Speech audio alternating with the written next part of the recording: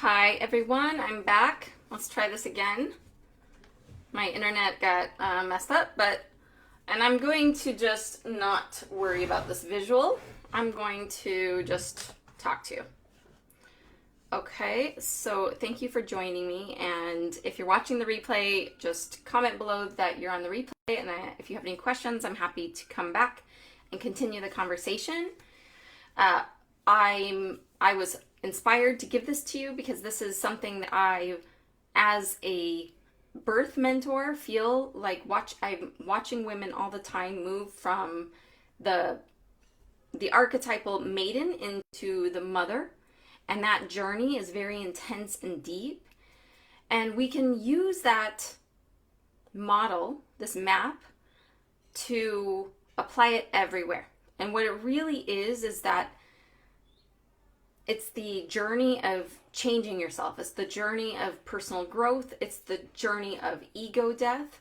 And there's so much involved that when we have the awareness of the whole process, we can use this as a marker we can use it as a measurement for growth. And it also helps us it gives us context and words in moments where we might feel like not ourselves, feel like lost in the dark. And so this can be really grounding as you move through your personal goals or any kind of life changes that are thrown at you. And the way it starts is with an idea.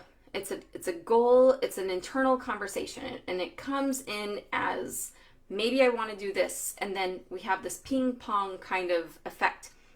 What's happening here is it's the higher self inspiration coming in and saying, this is the next part of our journey.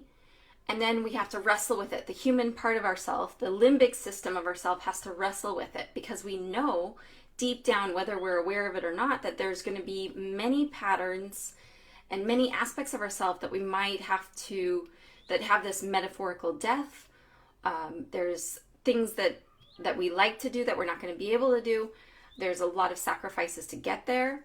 There's a whole deep journey. And so sometimes we might not be articulating that or really kind of thinking on those terms, but the animal body knows that. And so there's usually this struggle about that. But once we take those first steps and we start moving into that action phase of, hi Jules, thanks for being here. Sorry, my internet was, anyway. So we move from the known into the unknown. And we go into a realm that we're not familiar with. And that in itself can be somatically triggering. The body can especially when we're so used to our known environment and we feel strong in our known environment and we've got a personality and relationships that are lined up with the things that are in our known. And moving into this place and feeling awkward, not knowing that step-by-step process, feeling alone in it, feeling we have to face every trigger, like dealing with emotional baggage and personal triggers to get through, takes a lot of work. And using the birth analogy, or let's use another analogy, but moving into a place of moving to a whole new state or a new country. That's like being in a position where your support system is no longer right outside your door. There's a new language to learn or new customs to learn. So, and you can take this metaphor, you can apply it in many situations. So maybe sometimes it's going back to school to get that next degree. And so it's being there and going through that process of negotiating yourself as a student again, and all of the unknown world that we have to realign with, reconnect with, and find our way through. But that unknown place is where the magic happens. And so there's so much process through this. And in the labyrinth, this is like beginning your labyrinth. You can't see it, and I'm not going to mess with my computer because I don't. But you can kind of see here. So you're moving through, let's see.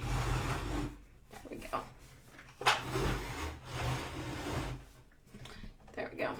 So you're moving through the threshold into the unknown, and you're going through these passages, and there's twists and turns. It's not a one-way thing. And every time, like when I do a labyrinth, when we draw a labyrinth, when I do a labyrinth process with people, there's points in the labyrinth that feel closer to the center and feel farther away from the center. And it's an illusion, because you can be at one point and think you're almost there, and then life gives you a turn, and all of a sudden you realize that you have a lot farther than you anticipated to go. And that is a metaphor for many things, right? So, but in that ordeal, we call this the ordeal. It's the mess. It's moving through things that you've never faced. And it's dealing with insecurities. It's dealing with old baggage. It's learning new skills. So all of a sudden, when you've been through that ordeal, after you move through the awkwardness, move through the space of, I've never done this before, I don't know what I'm doing, and you face those fears and the fire. You walk through this fire element. All of a sudden you realize that you have a new adaptability, new resilience, new skills, new life tools that you can apply in different places. And it's in that moment, once you find yourself grounded in the unknown, that's when an ego death happens. Because once you pass through, once you are in that ordeal and you deal with it, you're never going to be the person you were before you stepped through there. You're never going to be the person who, like, I will never be not a mom. I'll never be an American who's only lived in America. Like, there's things, like, once you go through these things, there's an old identity, a shedding of skin. There's some kind of, we call it the ego death. And this is that point too. It's like a still point in the labyrinth. It's represented in the center. So this is being in that center of the labyrinth. And sometimes, so it's the goal. It's like, we'll think of, I want to go back to school to get a degree. So it's getting the degree. But then what do you have to do? You have to integrate yourself into the world as a person with this degree. So what does that look like? Getting a job in the field.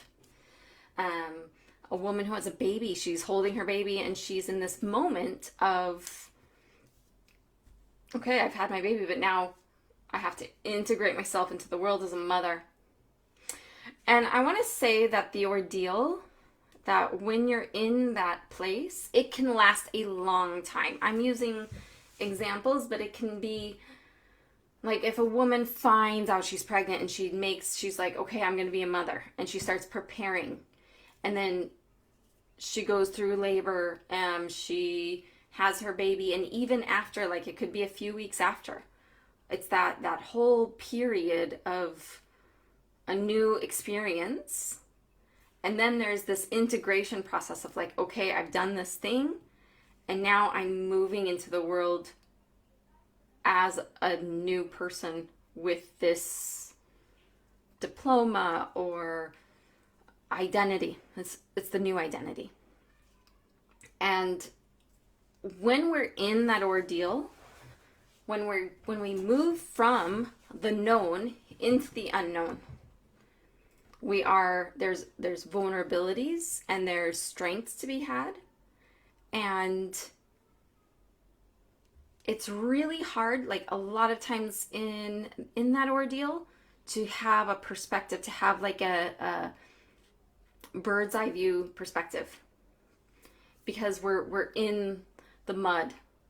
We're like in the trenches trying to do something new. So even I had someone call me who was on a vacation with her family and had like something happen, and she was just went into survival mode trying to get back and like trying to get back to her normal life. And I was reminding her that this is a little ordeal. Like, she didn't expect this, and it's hard to intellectualize. So if you find yourself in a mess, in a situation that's a mess, you can kind of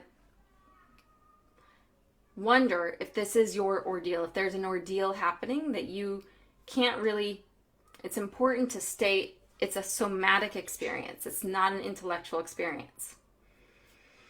And in these places, I have all these notes that I'm just talking past. So let's see. In these places, it's really important to keep it simple, to know the people that you want to talk with. This is medicine. The ordeal, when you're in a messy situation, is to keep your words limited, is to keep really supportive people around you, to really guard how much information you share in general. Like, and the ordeal could be short and it could be a lot longer, but if it's that process of moving through something very awkward or very surprising, it's important to stay connected to the body and to protect your stories. And in that integration process, it's also similar. So the integration process is about, let's see, what did I write about that? Let's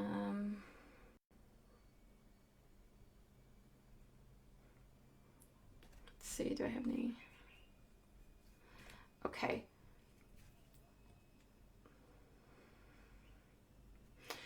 This is what I have to say about the integration process. So the integration process is like a whole other process. That's like it's coming back. So you're in the center of the labyrinth, and now you have to move back through the winding of the labyrinth to integrate yourself into the world.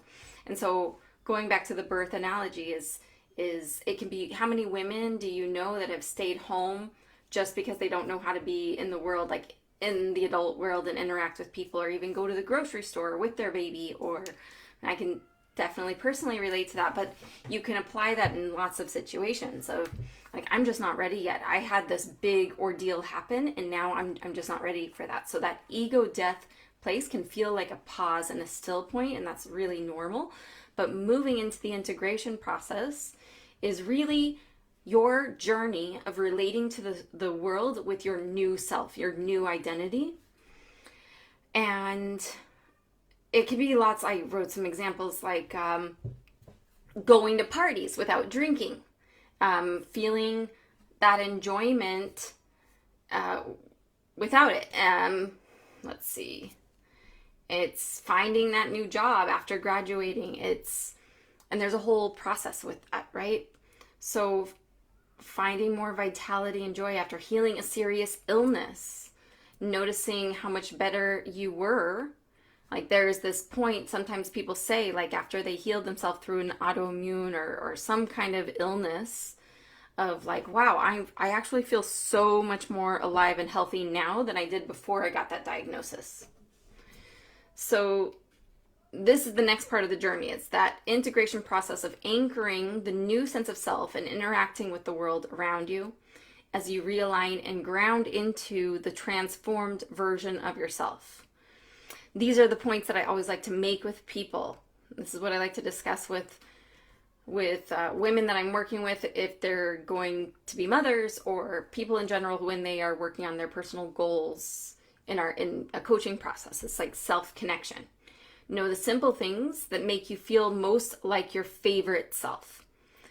And so that can look like just having your music or your favorite food and your hobbies, your close friends, like it's your bliss. It's the things that make you feel like you.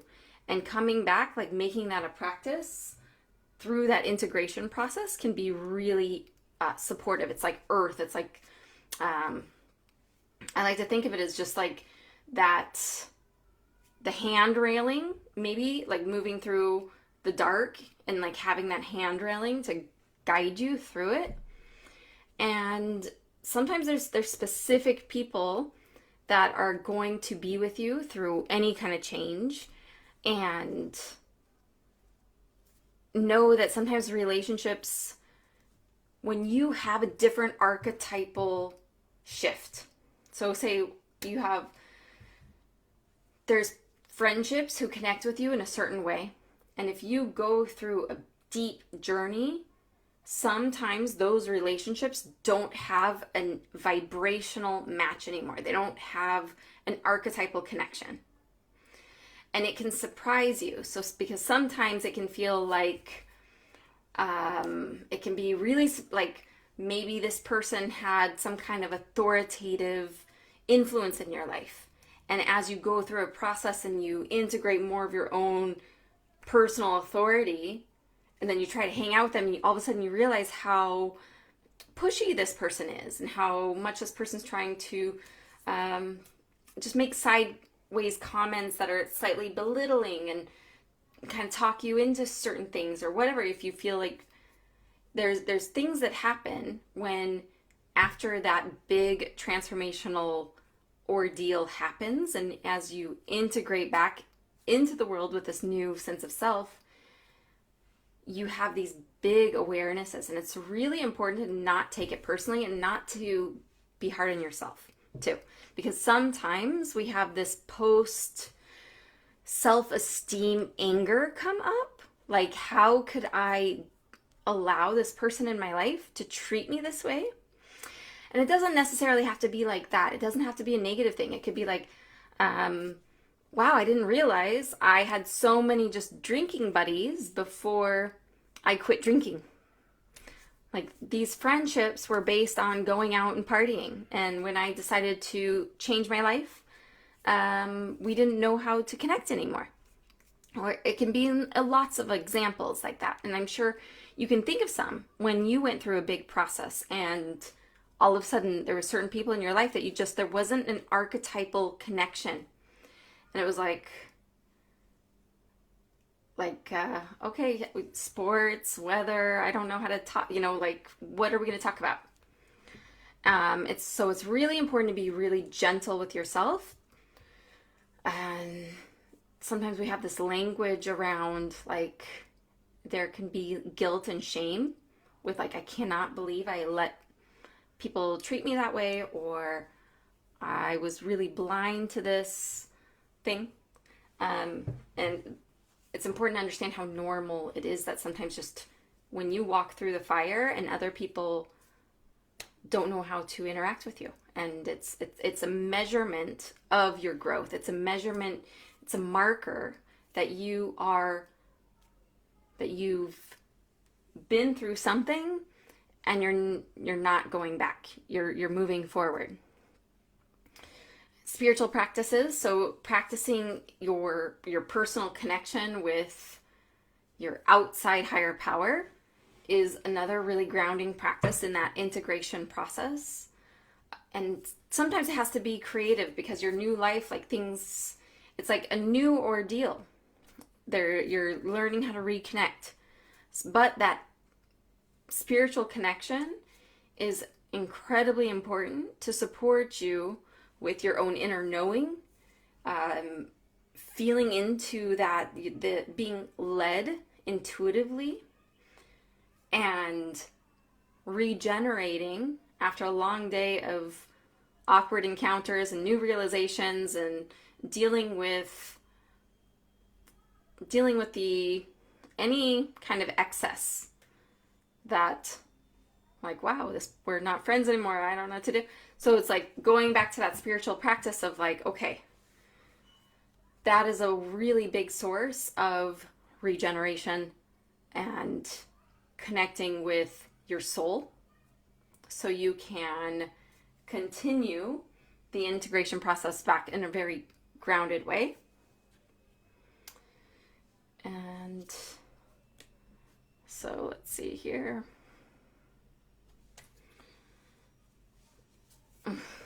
Yeah. So I'm just reading, yes, this happened since our session. That's cool, Jules. I like hearing that. And it's been freeing. Um, these are my notes. I kind of just like ran through them. And it's okay if it's a 20-minute thing today. Sometimes I type up all these notes and I'm like, this is definitely going to be an hour. But I try not to rely too much on them as well. So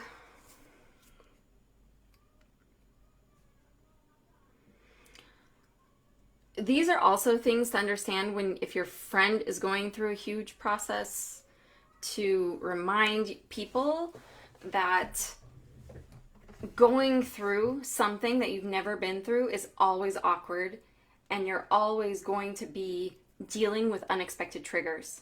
That's a big piece of medicine. And going through this place, like as you get used to it and you get like you find yourself adaptable and you find yourself learning new skills, that's a time to celebrate. And it's also a time when you realize like I'm no longer that person anymore. And so then that integration process can also be a long time. It doesn't have to be a few weeks. It can take a few years. And to be really slow and gentle with yourself and the way you talk to yourself and the way you're relating with other people. And if you are supporting someone who's going through this, to just continue reassuring them that there's an internal knowing. And through a big process of change, a lot of people will try to give you advice. And sometimes it's nice to listen to what people have to say, but feel inside your body, how does this feel in my individual circumstance? Because when we're going through a lot of changes, we are vulnerable to outside influence. We're vulnerable to people saying like, you better listen to me, like putting their fear into us. And so it's really important to stay connected with the gut and the heart, and to keep the crown open, the third eye, that knowing, to really understand how it feels when something feels good and resonates, and you are able to work with it and move with it in a way that feels clean and feels empowering. Over, I hope I'm doing this right. I hope this person who's been through this before approves, or whatever the internal dialogue. But a lot of times through big shifts, we can mistakenly give our power to other people. And so it's always important to come back to, how does this feel in my gut? How does my heart feel in this moment? And that's both in the ordeal and in the integration process. And being really aware of your intuition, your inner knowing, how it feels to be moving with inner knowing, and how it feels to be trying something new and patient, and not in a position of like, sometimes we have a habit of criticizing ourselves in these moments. So I wanted to normalize a lot of this for you, and we can talk about it more. And thank you for being here, Jules. I really appreciate it. If you would like to, you know what? Let's do this, Jules. Sorry, I totally skipped over the process of wanting to give you an experience. So if you want to take a drop of oil and put it on your hand,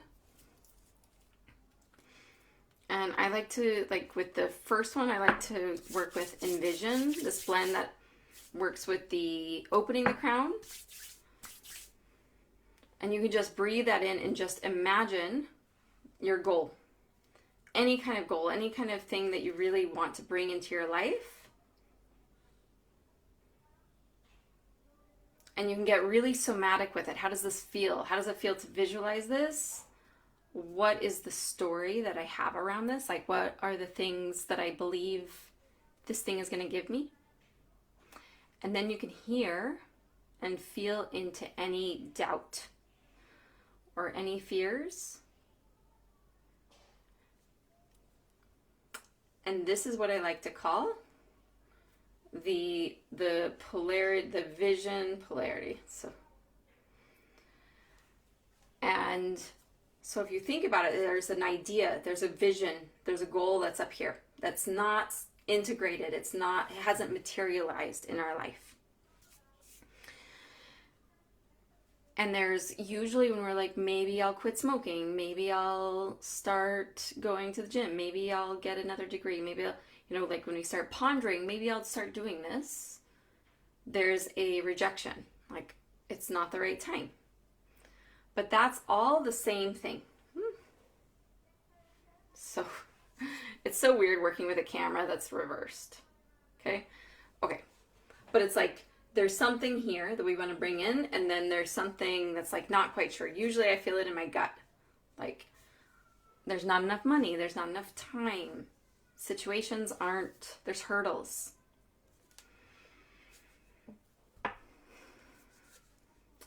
But all of those things, all of those doubts and all of those fears that come up is this. It is the moving through, and it is the coming back. And so when we are really wanting to integrate something new in our life, to understand, because sometimes we think as soon as I have a little more money, I'm going to be able to do this. As soon as I feel a little more confident, I'm going to be able to do this. As soon as I feel safer to take the leap, I'm going to do this. But they're not two separate things. They're the same ball of energy that's moving with us. That is, we have the positive pole of our vision, we have the negative pole of our vision. And it's the energetics of our goals. It's the energetics of the direction we want to go. And so we can really, when we feel into these two things are the same thing. I want to be more creative and work independently, but I want security, and I'm not sure so it's the same thing. And so then we have to get creative and figure out how we can go over, under, around, and through. We get creative with our solutions. And the more creative we get with our solutions, the more that vision comes in and materializes in our life. And we are walking the labyrinth. Then once we realize like, wow, I have new skills. I have a new perspective. That's the point of the ego death. And we're like, okay, I have to move into the world with this new identity. And that's the integration process. And then once you feel like, okay, I'm an integrated person in the world. I'm a mother. I've got my kids and I'm living my life and I'm doing my thing. That's when you stand at the top of that hero's journey, saying, okay, that was my hero's journey. That was my transformation story. Okay, so thanks for being here. And I will be happy to share more about this. If you want to talk to me about the coaching processes I take people on, I also have a group sessions that I do with people. Lunar Cycle Alchemy starting August 13th. And I'd be happy to share more about it. And thanks for being here. Talk to you soon.